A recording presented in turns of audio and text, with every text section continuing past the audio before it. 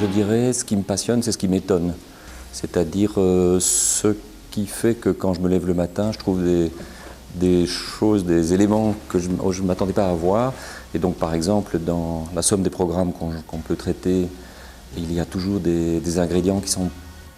pas du tout visibles au départ, puisqu'on compose finalement avec des outils, une boîte à outils spatiale, pour répondre à des interrogations d'ordre, je dirais, collectif, hein, donc de l'espace collectif, je dirais même parfois de l'ordre du psychologique, que ce soit dans les décisions à prendre ou les lieux à habiter, les usagers, ou que ce soit dans l'ordre du symbolique. Et il se fait que la solution est sous-jacente, elle n'est jamais apparente. Et la recherche des composantes de la situation qu'on veut illustrer, de la réponse qu'on veut donner, passe par un chemin qui est truffé d'étonnement, de joie, de peine aussi, hein, donc de passion, mais aussi de déraison, de rencontres délicates, sournoises, parfois même, je dirais qu'on est, étant terriblement exposé hein, sur une ligne de front à partir de commandes publiques ou privées, mais dans l'espace public, on est sur une ligne de front. Et à travers cette ligne de front, je pense on sent qu'on a besoin d'alliés, on a besoin de force, on a besoin d'intelligence, de compréhension collective pour alimenter, si vous voulez, l'ensemble du processus qui est le nôtre et arriver à bon port. Donc je crois que cet étonnement de ces situations m'interpelle et me passionne.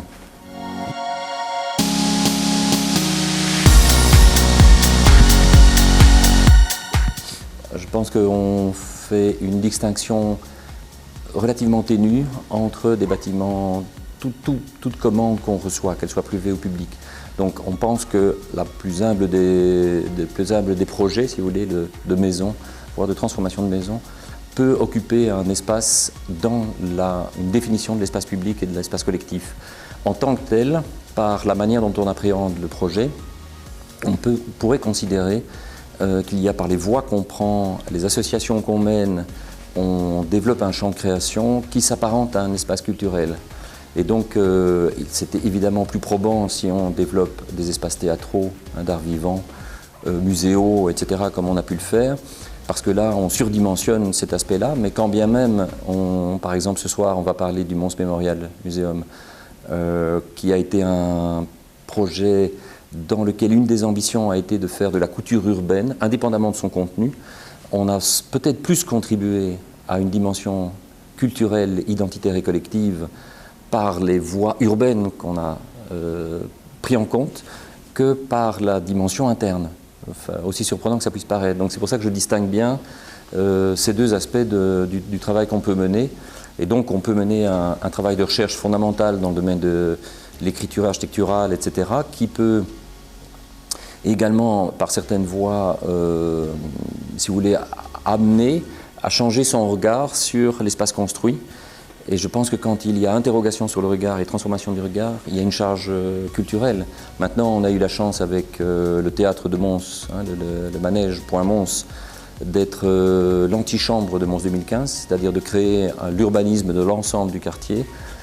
qu'on avait conçu d'ailleurs la dernière nuit en remettant le concours, en disant on ne peut pas déposer un théâtre dans un chancre urbain pareil, au niveau de la responsabilité, sans avoir une réflexion urbaine. On a été interpellé par le collège et quelque part on a rapidement mis en place finalement ce qui deviendra Mons 2015, donc 15 ans plus tard ou 12 ans plus tard. Donc c'est vrai que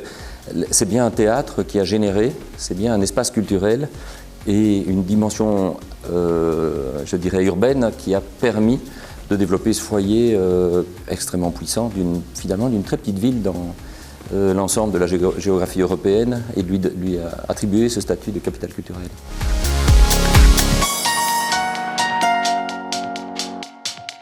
Dans les projets futurs, il y en a un premier qui est lié à la France elle-même, puisqu'on vient d'être désigné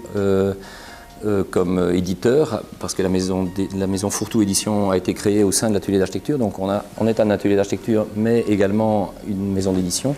Cette maison d'édition sera la maison d'édition du futur pavillon français à la Biennale de Venise.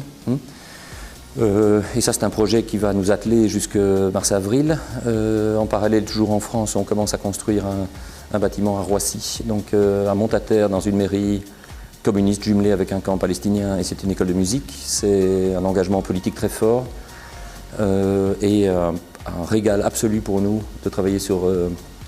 ce type de programme. Et la troisième, c'est un concours qu'on a gagné il y a un mois à Chalon-sur-Saône,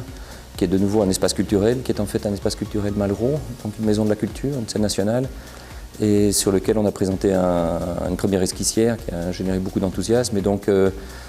voilà, il y a ça au niveau de la réflexion, et peut-être un troisième aspect, après peut-être l'édition, après l'architecture. Il y a une idée aujourd'hui d'augmenter la capacité de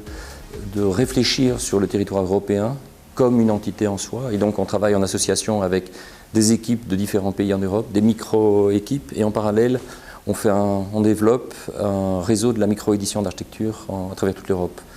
Donc ce sont des projets à long terme, si je peux dire,